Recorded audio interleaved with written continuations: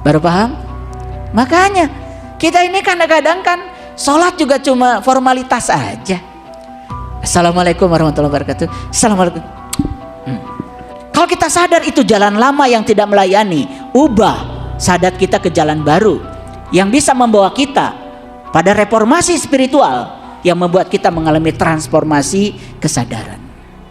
Saya sudah sholat, yes, tapi sholat hanya mengingat bacaan, bukan mengingat Tuhan. Padahal perintahnya di Quran, aqimis sholat, aqimis sholat li zikri. Bahkan dikatakan di Quran surat Toha ayat 14, fa'budni wa aqimis sholat li zikri. Sembahlah aku dan dirikanlah sholat untuk mengingat aku.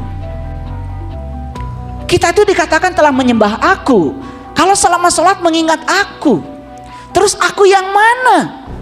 Yang mana yang harus diingat? Apakah aku itu adalah A, K, U? Itu aku? Bukan. Itu kan hanya tulisan aku. Allah itu bukan alif lam lam ha. Itu tulisan nama Allah, bukan Allah.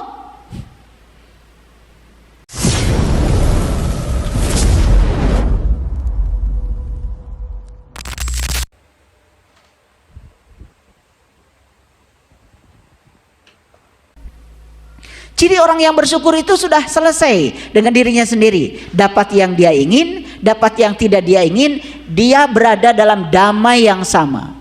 Makanya di Islam 5 kali sehari semalam kita pasti ya diajarkan untuk menengok ke kanan setelah sholat sambil baca Assalamualaikum warahmatullahi wabarakatuh. Begitu? Setelah itu nengok ke kiri, Assalamualaikum warahmatullahi wabarakatuh. Apa maknanya? Ketika menengok ke kanan mengucapkan salam, ketika menengok ke kiri mengucapkan salam. Yang diucapkan adalah kalimat yang sama, padahal yang ditengok kanan dan kiri. Kanan itu lambang dari segala sesuatu yang kita ingin, kiri itu lambang dari segala sesuatu yang tidak kita ingin. Harusnya ketika kita memberi salam saat menengok ke kanan, dapat yang diinginkan, salam, damai. Menengok ke kiri, dapat yang tidak diinginkan, salam, damai. Karena yang tidak diinginkan belum tentu buruk. Siapa tahu Allah sedang membimbing kita menuju ke sana. Bahkan Allah senantiasa tinggal justru di tempat yang tidak diinginkan. Banyak orang yang datang kepada saya minta konsultasi secara pribadi, ya. Dan biasanya selesai sesi konsultasi ada yang ngambil sejam, 2 jam, 3 jam, ada juga yang royal ngambil 5 jam. Takut gak cukup katanya waktunya. Selesai sesi konsultasi kemudian saya tanya, menyesal gak bertemu saya? Aduh, saya beruntung sekali. Saya beruntung sekali sehingga dengan bertemu saya mendapatkan banyak insight baru, pencerahan baru. Terus saya tanya, siapa sebetulnya yang mengantarkan kamu ketemu saya? Baru mikir kan? Lama itu mikirnya. Baru dia menemukan jawaban. Oh ternyata yang mengantarkan saya, kata dia, bertemu dengan saya, itu adalah masalah yang datang yang tidak diharapkan kedatangannya. Akhirnya saya bilang, berarti sebetulnya kamu ini ya diantarkan oleh siapa? Kan diantarkan oleh segala peristiwa yang tidak kamu inginkan. Dan kalau kamu tidak mendapatkan itu, kamu gak ketemu saya. Baru paham? Baru paham? Makanya kita ini kadang-kadang kan sholat juga cuma formalitas aja. Assalamualaikum warahmatullahi wabarakatuh. Assalamualaikum. Gitu aja. Betul nggak? Tidak ada kesadaran. Mungkin baru hari ini dengar saya bicara begini ya, baru sadar. Oh bertahun-tahun saya salam ke kanan dan ke kiri, baru ngerti hari ini ternyata. Karena kita melakukan itu semuanya nyaris tanpa kesadaran. Makanya saya menawarkan jalan baru hari ini. Jalan baru. Kalau selama ini syahadat kita hanya puas di ucapan dan hanya bersaksi di ucapan, cobalah tempuh jalan baru. Karena syahadat itu adalah pengalaman spiritual. Syahadat itu adalah penyaksian. Tidak mungkin kita bersaksi tanpa menyaksikan. Kalau kita bersaksi tanpa menyaksikan, itu namanya saksi palsu. Kalau kita sadar itu jalan lama yang tidak melayani, ubah syahadat kita ke jalan baru yang bisa membawa kita pada reformasi spiritual yang membuat kita mengalami transformasi kesadaran. Saya sudah sholat, yes,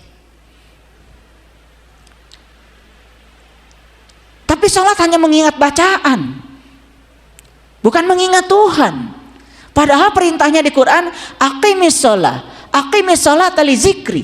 Bahkan dikatakan di Quran surat Toha ayat 14, fa'budni wa aqimis sholat li zikri. Sembahlah aku dan dirikanlah sholat untuk mengingat aku. Kita itu dikatakan telah menyembah aku. Kalau selama sholat mengingat aku, terus aku yang mana? Yang mana yang harus diingat? Apakah aku itu adalah A, K, U? Itu aku? Bukan. Itu kan hanya tulisan aku. Allah itu bukan alif lam lam ha. Itu tulisan nama Allah, bukan Allah. Itu jalan lama. Kalau kita berada di jalan lama yang tidak menguntungkan, di jalan lama yang tidak melayani, yuk kita ubah ke jalan baru. Tetapi satu, kita perlu keberanian untuk memasuki itu. Berani apa tidak? Nah, nanti kita cek ya, sudah sampai enggak di kesadaran berani itu.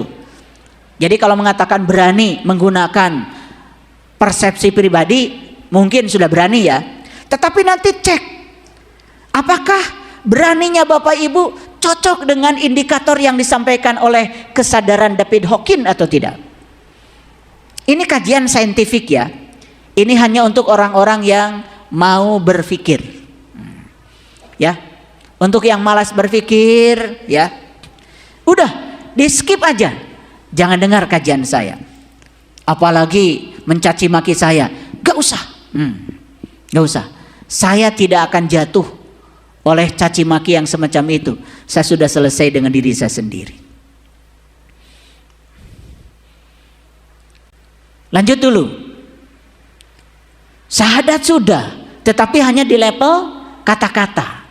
Sholat sudah, tapi hanya melakukan tindakan harian yang rutin tanpa mengubah diri kita. Itu jalan lama. Berani nggak mengubah ke jalan baru? Zakat sudah, alhamdulillah ya. Zakat mal sudah, zakat fitrah sudah, tapi zakatnya baru di level harta. Ingat ya, zakat yang di level harta itu sebetulnya hanya belajar melepaskan ikatan jiwa pada harta. Hanya melepaskan ikatan jiwa pada harta. Zakat sendiri arti yang sebenarnya adalah bersuci. Dan bersuci di level jiwa sebetulnya saat dimana kita bisa menerima yang tidak kita inginkan. Sama damainya dengan menerima yang kita inginkan. Itu tanda jiwanya sudah suci. Puasa sudah? Sudah. Alhamdulillah ya. Sudah dipindahkan makan ya. Biasanya makan siang, sekarang makannya jadi malam. Gimana makan malamnya berkurang? Oh nambah ya. Nafsu makannya sudah mulai berkurang. Ini sudah hari ke-20 loh. Saya mau nanya, bagaimana kesehatan tambah bugar? Darah tingginya berkurang, gula darah berkurang, kolesterol sudah berkurang, migrain, sakit kepala berkurang. Kalau sudah 20 hari puasa tidak menambah sehat tubuhnya, salah berarti puasanya. Padahal dalam hadis Nabi Muhammad bersabda, sumu tahsihu, Berpuasalah kamu supaya kamu sehat. Nabi lu yang bilang begitu. Jadi puasa itu kata Nabi supaya kamu sehat. Jadi yang dikatakan puasa oleh Nabi itu cuma dua, puasa sehat. Jadi artinya siapapun yang puasa harusnya sehat. Ada yang migrain nggak sekarang? Pegal-pegal?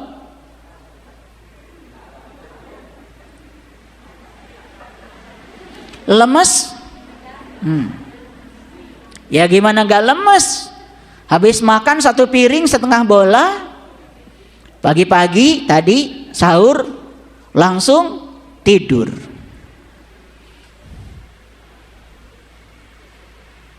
Harusnya kan ketika masuk gula, tubuh kita beraktivitas. Saya habis makan sahur, nunggu subuh, habis gitu pakai pakaian olahraga, lari.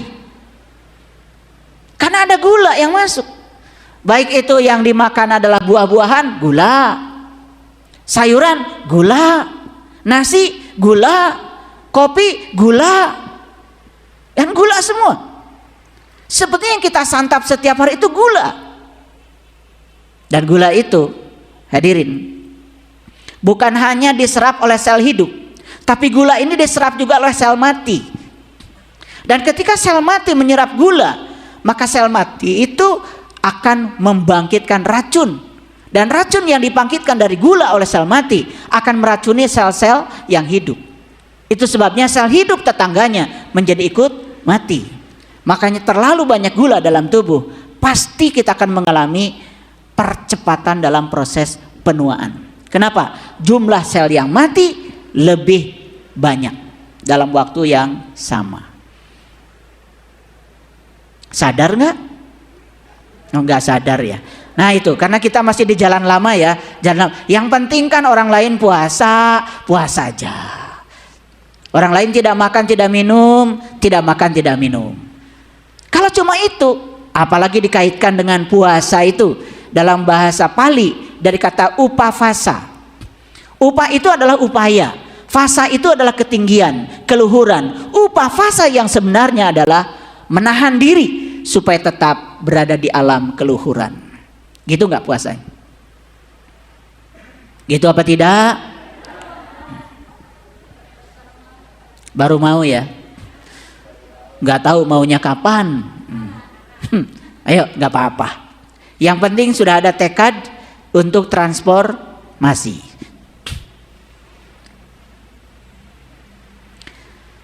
Kenapa kita harus sadar? Karena kesadaran menentukan cara kita memandang realitas. Dan semua sumber penderitaan manusia berasal dari kegagalan memandang realitas. Pola pikir yang salah, cara memandang yang salah, pemaknaan terhadap situasi yang salah.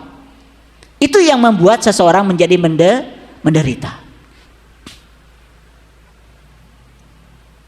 Ada yang konsultasi sama saya, baru ditinggalkan meninggal oleh istrinya. Dan saya tanya, kepergian istrinya bapak itu bagi bapak berkah apa musibah? Musibah. Oke. Bukankah pak, istri bapak dijemput oleh Allah, disuruh pulang kepada Allah ke tempat asalnya?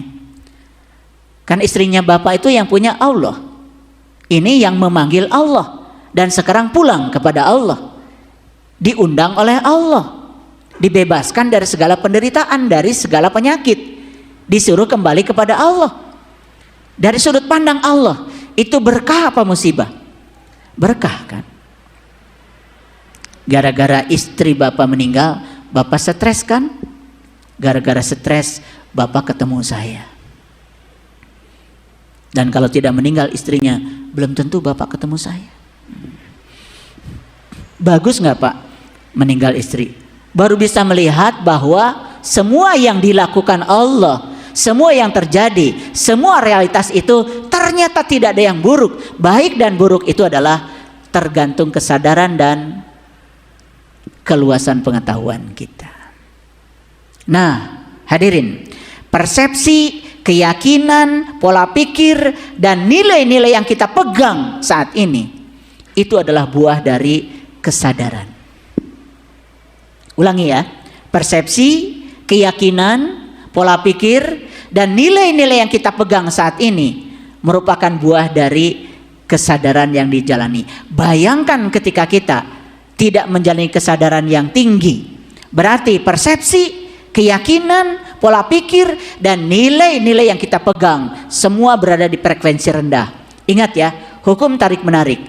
Hukum tarik menarik. Persepsi yang rendah, keyakinan di frekuensi rendah, pola pikir yang rendah, nilai-nilai diri yang rendah, itu akan menarik semua yang rendah. Itu yang oleh David Hawkins disebut contracted.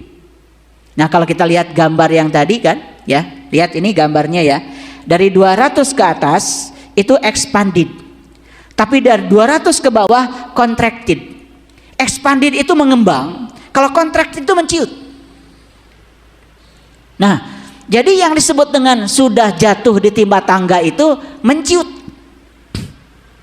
Hidup semakin susah, hidup semakin sempit. Kenapa? Terjebak oleh jebakan yang dibuat oleh diri kita sendiri. Maaf ya, coba Bapak Ibu mau nanya saya, Bapak Ibu nambah usia ini makin berkembang, makin penuh sukacita, makin bahagia, atau makin menciut? Jujur, sebenarnya saya males sih nanya ini sama kalian. Sebenarnya saya udah bisa